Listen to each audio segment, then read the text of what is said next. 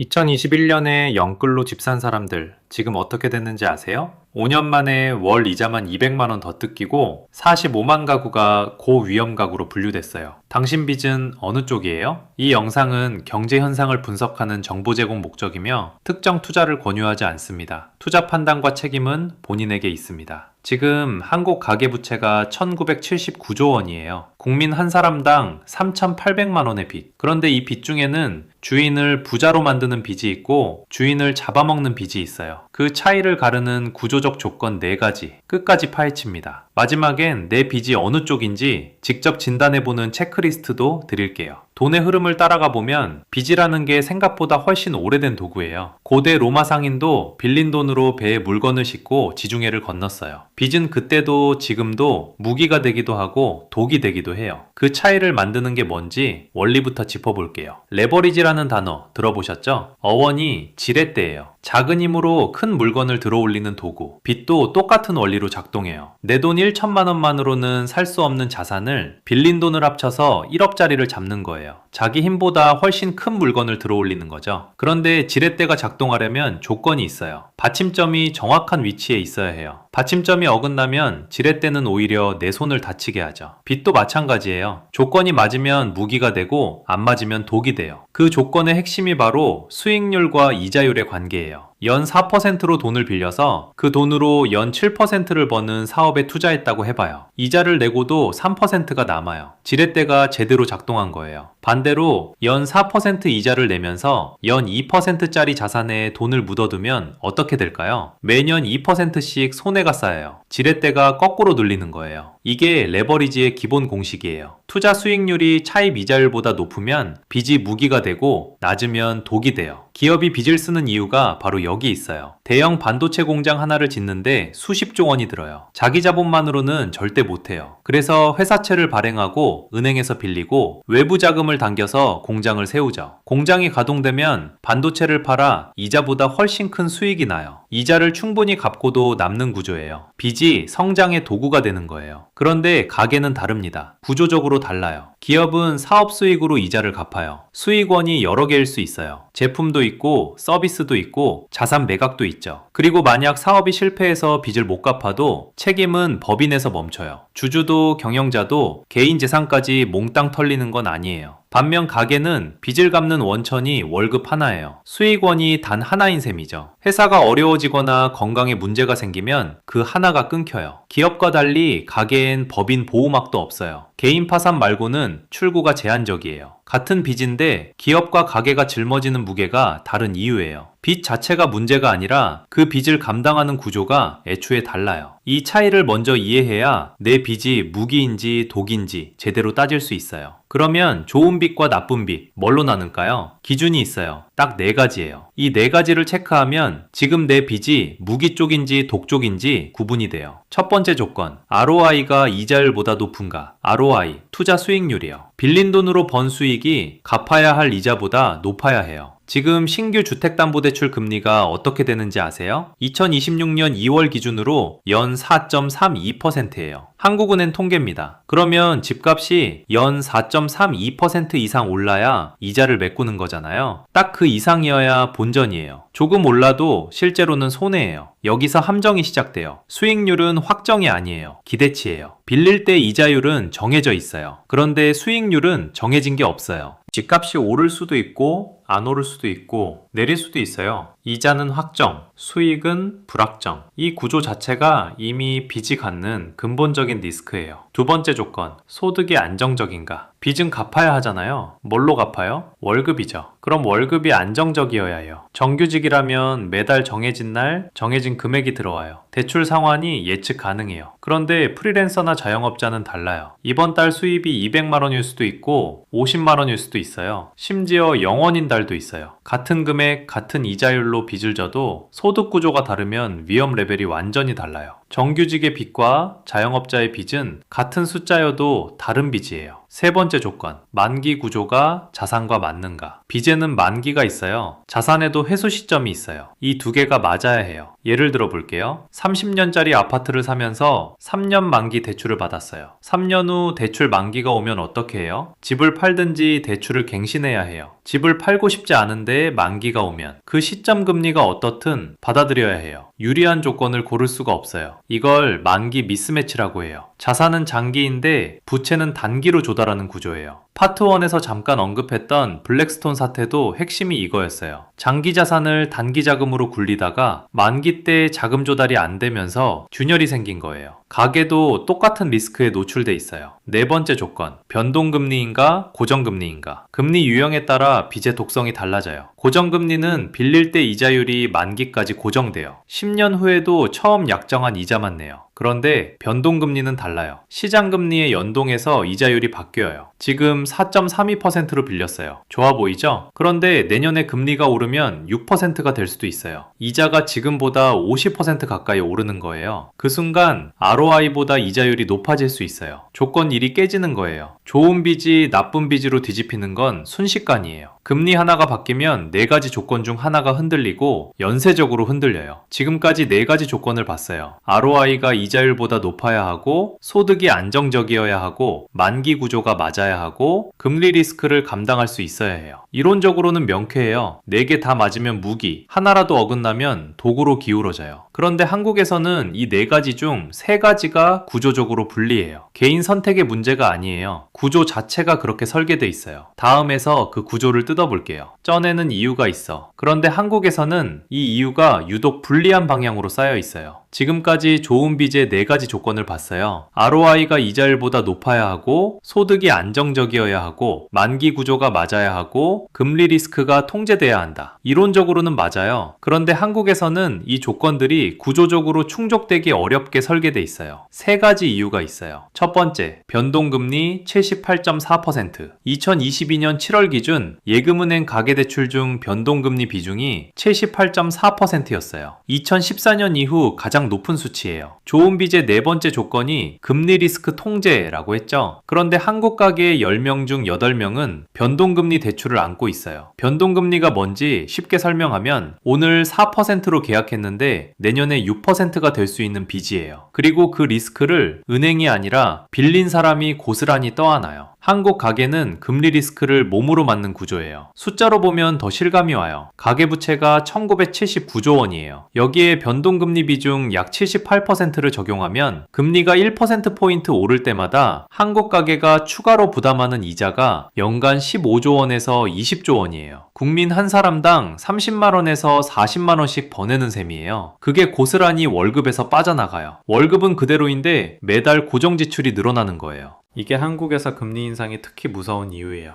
두 번째, 전세 갭 투자. 세계 어디에도 없는 구조예요. 전세는 한국에만 있는 제도예요. OECD 어느 나라도 이런 방식으로 집을 빌려주지 않아요. 세입자가 집값의 70에서 80%를 집주인에게 맡기고 2년 뒤 그 돈을 고스란히 돌려받는 구조예요. 전 세계에서 이런 임대 방식이 있는 나라는 한국뿐이에요. 그런데 이 전세가 갭 투자라는 극단적 레버리지를 만들어요. 5억짜리 집에 전세 세입자가 4억 5천만 원을 맡겼다고 하면 집주인이 실제로 꺼낸 돈은 5천만 원이에요. 자기 자본 5천만 원으로 5억짜리 자산을 취득한 거예요. 레버리지 비율이 10배예요. 집값이 10% 오르면 자기 자본 수익률은 100%가 돼요. 지렛대를 최대한 당긴 구조예요. 올라갈 때는 강력한 무기예요. 그런데 내려갈 때는요? 집값이 10% 떨어지면 세입자한테 돌려줘야 할 4억 5천만 원이 집 팔아도 안 나와요. 이걸 역전세라고 해요. 레버리지가 역방향으로 작동하는 거예요. 국토연구원이 지적한 갭 투자의 구조적 리스크가 바로 이 지점이에요. 좋은 빚이 되려면 ROI가 이자율을 넘어야 하는데 집값이 하락할 때 이 구조는 아무것도 버텨주지 않아요. 세 번째, 가계부채 GDP 대비 92.3%, OECD 6위. BIS 기준으로 2025년 한국의 GDP 대비 가계부채 비율은 92.3%예요. OECD 31개국 중 6위예요. 스위스, 호주, 캐나다, 네덜란드, 뉴질랜드 다음이에요. 한국보다 높은 나라들은 대부분 1인당 소득이 훨씬 높은 나라들이에요. 쉽게 말하면 이래요. 가계 매출이 100만 원인데 빚이 92만 원인 가게예요. 이미 레버리지를 최대로 당긴 상태예요. 여기서 더 빚을 내려면 어디서 감당해야 할까요? 월급이에요. 주담대만 1170조 원이에요. 전체 가계대출의 63%가 주택담보대출이에요. 이 숫자가 무서운 건 절대 크기가 아니에요. 이미 한계에 가깝다는 거예요. 2021년에는 GDP 대비 99.1%까지 갔었어요. 지금은 그보다 내려왔지만 여전히 OECD 최상위권이에요. 빚을 더 쓸 여력이 줄어들고 있다는 거예요. 레버리지는 쓸 공간이 있을 때 무기가 돼요. 공간이 없으면 그냥 짐이에요. 니후기, 영끌 세대의 진짜 위험은 집값이 아니에요. 집값이 오르고 내리는 건 결과예요. 그 결과가 나오기 전에 변동금리가 오르고 전세갭이 역방향으로 돌아서고 이미 한계치에 다가선 부채 구조가 안쪽에서 균열을 만들어요. 겉에서는 집값만 보이는데 실제로는 그 아래에 3개의 균열이 동시에 진행되고 있는 거예요. 다음 파트에서는 그 균열이 실제로 어느 세대에서 얼마나 빠른 속도로 진행되고 있는지 데이터로 보여드릴게요. 앞서 리우기에서 말씀드렸죠? 영끌 세대의 진짜 위험은 집값이 아니라고. 그럼 진짜 위험은 뭔지 이제 구체적으로 들어가 볼게요. 먼저 영끌 얘기부터 하겠습니다. 영끌은 투기야 이런 말 많이 들으셨죠? 그런데 구조를 들여다보면 조금 다른 답이 나와요. 2020년 이후 30대 수도권 청년들이 왜 무리해서 집을 샀는지 그 배경을 보면요. 전세를 살자니 전세 대출이에요. 매매를 하자니 주담대예요. 집을 안 사도 빚이고 사도 빚인 거예요. 전세라는 구조 자체가 이미 빚이거든요. 전세 보증금을 구하려면 전세 대출을 받아야 하니까요. 어느 선택을 해도 부채에서 벗어날 수 없는 구조. 그게 한국이에요. 집값이 오를 것 같은데 전세로 있으면 그 상승분을 집주인만 가져가는 거잖아요. 이 구조 안에서 나도 자산을 형성해야 한다는 판단은 사실 꽤 합리적인 거예요. 투기가 아니라 구조가 그쪽으로 밀어넣은 거예요. 그런데 문제는 그 선택 이후에 생겼어요. 한국은행 금융안정 보고서를 보면 2025년 3월 기준으로 고위험 가구가 45만 9천 가구예요. 고위험 가구 어떻게 정의하냐면요. DSR, 즉 소득 대비 원리금 상환 비율이 40%를 넘고 동시에 DTA, 자산 대비 부채 비율이 100%를 넘는 가구예요. 쉽게 말하면 매달 버는 돈의 40% 이상을 빚 갚는 데 쓰면서 빚이 자산보다 많은 상태예요. 이 가구들이 진 금융부채만 96.1조 원이에요. 전체 가계 금융부채의 6.3%가 이 위험군에 몰려있는 거예요. 그런데 여기서 더 충격적인 건 연령 분포예요. 고위험 가구 중에서 20, 30대 청년층 비중이 34.9%예요. 2020년엔 22.6%였거든요. 5년 사이에 12.3%포인트가 늘었어요. 한국은행 금융안정보고서 기준 청년 고위험 가구 부채지수는 2017년을 100으로 잡았을 때 2025년 약 318 수준으로 올라왔어요. 8년 사이에 3배가 넘게 튄 거예요. 같은 기간 전체 가구 평균은 훨씬 완만하게 올랐는데 청년만 유독 이렇게 튀었어요. 영끌 주도 세대가 바로 지금 이 숫자 안에 있는 거예요. 그러면 정부는 뭘 했냐고요? 스트레스 DSR 규제를 도입했어요. 에피소드 3에서 금리 구조 봤죠? 그 구조가 DSR로 작동하는 거예요. DSR은 내가 버는 돈 대비 얼마나 빌릴 수 있는지를 제한하는 규제예요. 근데 이걸 스트레스 DSR로 강화한 거예요. 스트레스 DSR이 뭐냐면 지금 금리로만 계산하는 게 아니라 금리가 오를 것을 감안해서 계산하는 거예요. 지금 이자가 4%라도 앞으로 오를 수 있으니 5.5%로 잡고 대출 한도를 계산하는 방식이에요. 이게 3단계로 강화됐어요. 2024년 2월 1단계, 은행 주담대부터 시작했어요. 2024년 9월 2단계, 은행 신용대출과 이금융권 주담대까지 확대했어요. 그리고 2025년 7월 3단계, 전 금융권 모든 대출에 전면 적용됐어요. 스트레스 금리는 1.2에서 1.5%포인트를 가산해요. 이게 무슨 뜻이냐면 실질적으로 빌릴 수 있는 한도가 줄어드는 거예요. 집을 사고 싶어도 살 수 있는 금액 자체가 전부 다 작아지는 거죠. 규제의 취지는 분명해요. 과도한 빚을 막겠다는 거예요. 그런데 동시에 이미 빚을 진 사람들에게는 압박이 커지는 구조이기도 해요. 그래서 빚이 무기인지 독인지 체크하는 방법이 있어요. 딱 1분이면 됩니다. 45만 9천 가구, 34.9%, 3단계 규제. 이 숫자들이 남 얘기처럼 느껴지면 안 돼요. 내가 그 안에 있는지 아닌지 다음 파트에서 직접 확인해 보실 거예요. 지금까지 레버리지 원리 받고 4가지 조건 받고 한국이 왜 구조적으로 불리한지까지 봤어요. 이제 남의 얘기를 내 얘기로 바꿔볼 차례예요. 딱 2가지만 하면 돼요. DSR 확인, 그리고 4가지 자가 진단. 첫 번째, DSR이에요. 총부채 원리금 상환 비율. 쉽게 말해서 한 달에 내가 버는 돈 중 빚 갚는데 얼마나 쓰는지 비율이에요. 계산법은 간단해요. 한 달 원리금 상환액을 월 소득으로 나눠서 백분율로 만들면 돼요. 월 500만원 버는 사람이 매달 200만원을 빚 갚는 데 쓴다면 DSR 40%예요. 기준은 이래요. 40% 이하면 안전 구간, 숨통이 트여 있어요. 40에서 60%는 주의 구간, 금리가 오르거나 소득이 끊기면 흔들려요. 60% 이상이면 빨간불, 돌발 지출이 오면 버퍼가 없어요. 은행이 고위험 가구로 분류하는 기준이기도 해요. 은행연합회 앱이나 금감원 사이트에서 1분이면 조회할 수 있어요. 두 번째, 4가지 자가진단이에요. 파트 2에서 봤던 그 조건들을 내 상황에 대입해보는 거예요. 조건 1, 내 자산 수익률이 대출 이자보다 높은가요? 지금 대출 이자가 연 4% 중반이에요. 내가 굴리는 자산이 그보다 높은 수익을 내고 있는지, 기대치가 아니라 실제 수익률로 따져보세요. 조건 2, 내 소득이 갑자기 끊길 가능성은? 소득이 3개월 이상 끊겼을 때 원리금을 갚을 여력이 있는지 생각해보세요. 조건 3, 대출 만기와 자산 회수 시점이 맞나요? 30년 부동산에 3년 만기 대출이면 만기마다 재연장 리스크를 안고 가는 거예요. 조건 4, 변동금리라면 금리 2%포인트 올라도 갚을 수 있나요? 4%대 이자가 6%대로 올라도 버티는지 시뮬레이션 해보세요. 이 질문에 자신 없게 답하는 가게가 지금 45만 9천 가구예요. A씨와 B씨 기억나시죠? 같은 금액을 빌렸는데 한 명은 자산을 불렸고 한 명은 이자에 짓눌렸어요. 빚의 크기가 문제가 아니었어요. 이 4가지 구조가 갖춰졌는지 그게 운명을 갈랐어요. 빚 자체가 나쁜 게 아니에요. 조건이 맞으면 무기고 안 맞으면 독이에요. 자, 정리해 볼게요. 빚은 지렛대예요. 조건이 맞으면 자산을 키우는 무기가 되고 조건이 안 맞으면 나를 짓누르는 독이 됩니다. 그 조건은 딱 넷이에요. 수익률이 이자보다 높은가? 소득이 안정적인가? 만기가 맞는가? 금리가 올라도 버틸 수 있는가? 한국은 이 넷 중 셋이 구조적으로 불리한 나라예요. 변동금리 78%의 전세 레버리지, 가계부채 GDP 대비 92%. 그래서 한국에서 빚은 더 조심스러워야 합니다. 그리고 내 빚이 어느 쪽인지 가장 먼저 확인할 수 있는 게 DSR이에요. 총부채 원리금 상환 비율. 쉽게 말해서 내 월급 중 대출 갚는데 얼마나 쓰이는지 보여주는 수치예요. 오늘 하나만 해봐. 내 월 소득 대비 대출 원리금 상환 비율. DSR이 몇 %인지 계산해봐. 은행연합회 앱이나 금감원 사이트에서 1분이면 나와. 40% 넘으면 빨간불이야. 그게 시작이야. 이 영상은 경제 현상을 분석하는 정보 제공 목적이며 특정 투자를 권유하지 않습니다. 투자 판단과 책임은 본인에게 있습니다. 다음 에피소드에서는 이렇게 물어볼 거예요. 한국에서 부동산은 왜 종교가 됐는가? 집값이 오르든 내리든 왜 한국 사람들은 부동산에서 벗어나지 못하는가? 그 구조적 이유를 파헤쳐 볼게요. 쩐에는 이유가 있어.